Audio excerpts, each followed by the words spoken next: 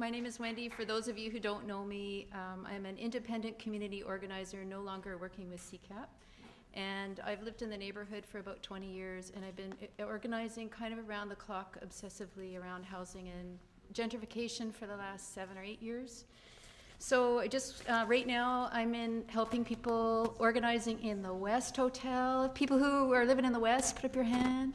There's a few people here in the Chelsea, if there's anybody here, the Thornton with Blair, and the Station a little bit, and the York. And so, number one, this community is precious. I don't need to explain that to you. You all know that, right? Okay. Number two, displacement is an undeniable fact. We can go through the numbers, but we know it's happening. It's happening. The desk clerk at the Metropole was quoted saying to the CCAP surveyors that he wants to get rid of they're trying to get rid of the welfare people, as he said. Last year alone, in those hotels that I just quoted, we lost 180 units just in the last year of SRO rooms. There's no new housing coming. So one of the big problems we have is called spin. And it's the city, it's the mayor who's responsible for this spin. And when he talks about new social housing coming, he's talking about partnerships. And what do these partnerships look like? Well, you know the big condo development across from Raycam on Hastings Street? So guess what's coming there? There's 24 social housing units. That sounds good. But there's 282 condos. When they talk about social housing coming to the Pantages condo project across the street from Insight, guess how many social housing units are coming there? 9! We can't live on 9. That's not going to cut it. So the rest of the public outside of the downtown east side, they hear, oh, they're opening up social housing projects. Oh, partnerships sound great, but it's spin. So the city did that local area plan that Tracy and others talked about. Lots of people were involved in it. It took us 3 years. We tried to negotiate for the future of our community. We begged them to save this community. Jean did countless presentations, brilliant presentations. Did they listen to us? So we ended up with a report, a 350-page report. I don't know, on page 87, there's a chart of homeless housing for the downtown east side for the next 30 years. To me, this is the most important page in the whole local area plan. Well, it says we're going to get an extra 10,000 units of condos in the neighborhood. It says we're going to, what Nate was saying, the SROs are going to dwindle to nothing, and they say they're going to be replaced with social housing. Well, the social housing is not at welfare rate. The majority of it is going to be for higher income people.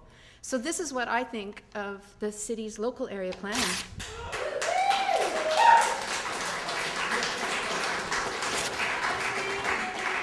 So I don't know if we're in a position in this community.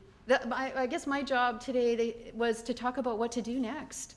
Are we in a position? Do we have enough time? Do we have enough strength? Do we have enough energy to go against that? We've lost on paper. This community's lost already up at City Hall. They've already written the plan, and it doesn't include you. So what are we going to do in the next little while? Well, I don't know. I'm hoping you all know. I think we have to probably get some kind of a big coalition together. An ad hoc coalition's got to come together. Just like before the Olympics, we had more heads up with the Olympics. We started organizing 2 or 3 years or 4 or 5 years before the Olympics came. When I first started at CCAP with Jean in 2006, we knew the Olympics were coming in 2010, and we used that as an organizing opportunity. And we got housing out of the Olympics. We got 14 sites. I'm sad that one of them, like Tracy explained, is like a jail. So but we had those opportunities to get that housing, and we got 14 sites, and we also got 1/5 of the hotels in this neighborhood purchased by government as a result of that organizing. Well, there's another milestone coming up. What is it? The election. The mayor is up for election in November. He's weak right now. He's so weak. I mean, he's strong, right? Because he's got all the money, he's got all the developers behind him, he's got all those. If you watch what he's doing online, and all his messaging sounds so great, affordable housing, bull, you know? And he's weak because, as Jean explained, this is the highest homeless count in the whole history of Vancouver. He's weak because this community is waking up. You guys can see what's happening. So this is an opportunity, and it's going to happen fast. It's in November, so I don't know what that means. I don't know how we're going to organize ourselves. I don't know if you want to do election organizing, if there's even enough time to do it. I know COPE is putting in, they have some good platforms like a citywide housing authority where the city takes responsibility for building housing in this city and stops passing the buck to the province and the federal government, even though we know that the federal government and the province needs to build housing. So that's one option. We also need to do our grassroots community organizing. We need to get in those hotels. In terms of demands, DJ talked about the hotels, the demands around renovictions. Just to back up, there's a couple of sites in the neighborhood. We've got Sequel 138 here, that condo site. It's not been built yet. That's a symbolic site, and a lot of organizing's got into it. We could put our effort there. I think Downtown Eastside United is starting to do that. There's the police station just sitting there empty. It's a city-owned property. That should have 100% social housing at welfare rate. But then there's these hotels. Like, that is an immediate problem.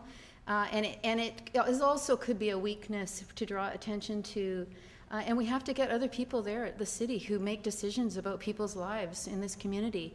In terms of the demands for the city around the hotels, we have to do displacement.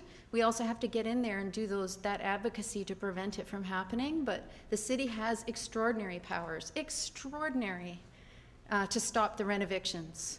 They can enforce that standards of maintenance bylaw that DJ explained, which means they could go in and do all the repairs in these buildings and charge the owner. And if the owner can't pay it, that debt goes on his tax rolls, and that means he's in debt. And that means the city is like almost owning that hotel. They could take over hotels that way. It's appropriation. They could also do that standards of maintenance bylaw that DJ talked about. That's where they can call these conversions, and charge the owners $15,000 per unit. And that would, if they did a few of those examples, that would stop everybody else. That would send a message that kicking people out of the downtown east side is not going to happen. But Gregor's not going to do that. You know why? Because he already decided that he's moving 3,000, 4,000 people out of this neighborhood, and that's okay. So we're in a bit of a bind, you see, and it's kind of the last minute. It's one of those moments. It's one of those historical moments. So what do? I guess that's the discussion that you're going to have next. What do we do? And we're going to need everybody, because this is it. This is it. There's going to be like the downtown. If you believe the downtown east side is precious, if your heart is here, we need to put all of our strength, all of our effort into doing something in the next 3 months before the election and afterwards. But this is an opportunity we've got, and we need to give it all we've got. So thanks, everybody.